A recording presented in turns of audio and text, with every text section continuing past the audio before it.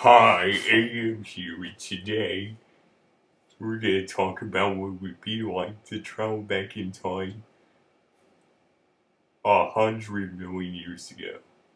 So first we did 1, 10, 50, now 100 millions. 100 billion.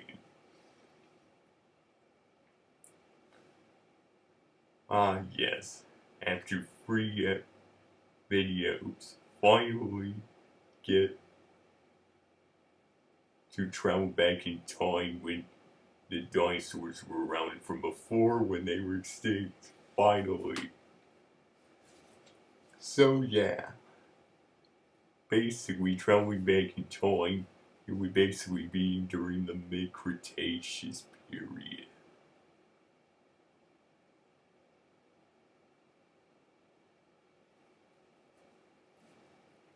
So yeah, it was during all in North Africa, Spinosaurus was roaming around, though not quite the desert, the hot, hostile wasteland, desert wasteland that people think of it now, with the Sahara Desert.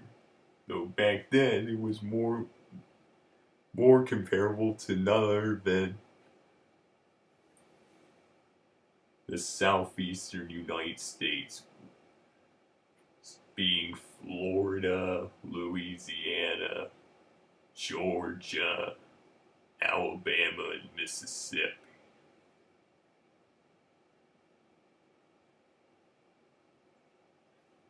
Where it was very warm and humid, and of course, it was way, it was, sea levels were much, so of course, much, way warmer, more humid than today, pretty much elsewhere. And sea levels were much higher, blah, yada yada yada.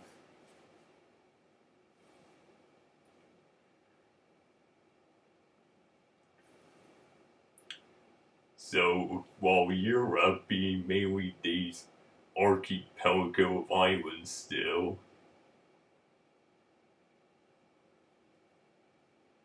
but at least a little bit more land, or some dinosaurs to be slightly larger, being west of Europe. While in South America, more giants like Argentinosaurus and Giganotosaurus.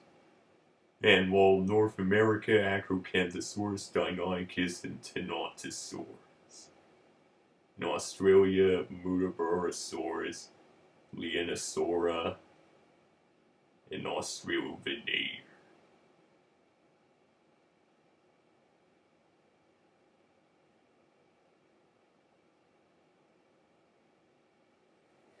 So yeah.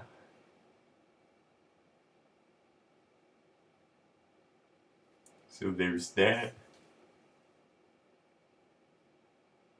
The Walt T-Rex, though, if you were in North America, wouldn't evolve until 30 million years later. And so would Triceratops.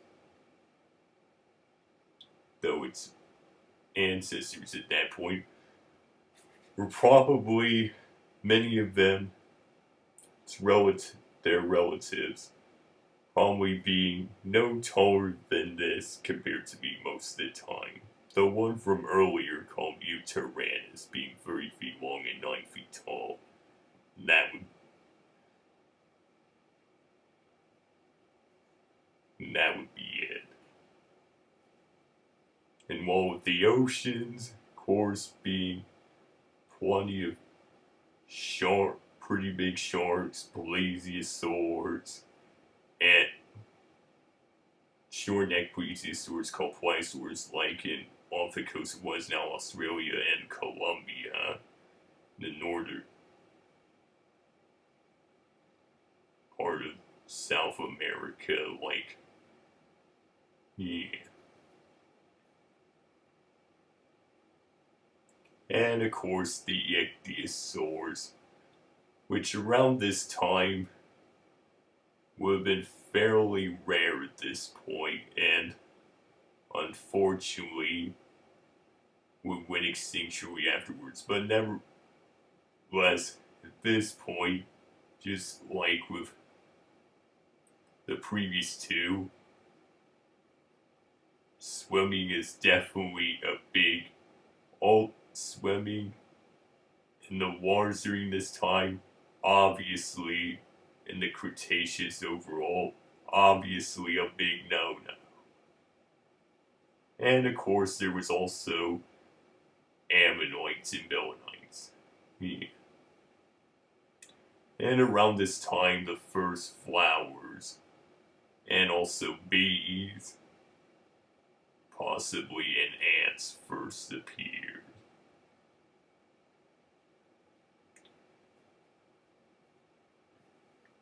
And also,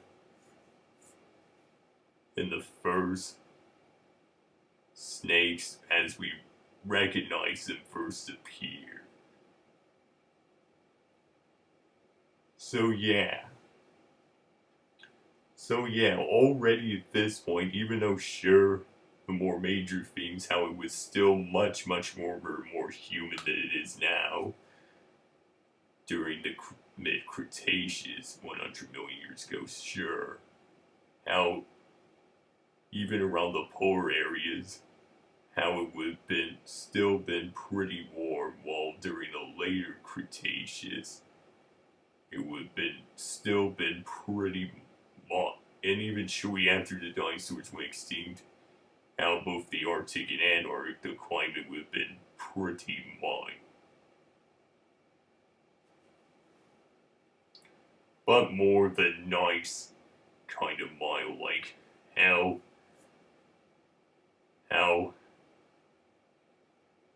it was only seasonally cold rather than cold all year round.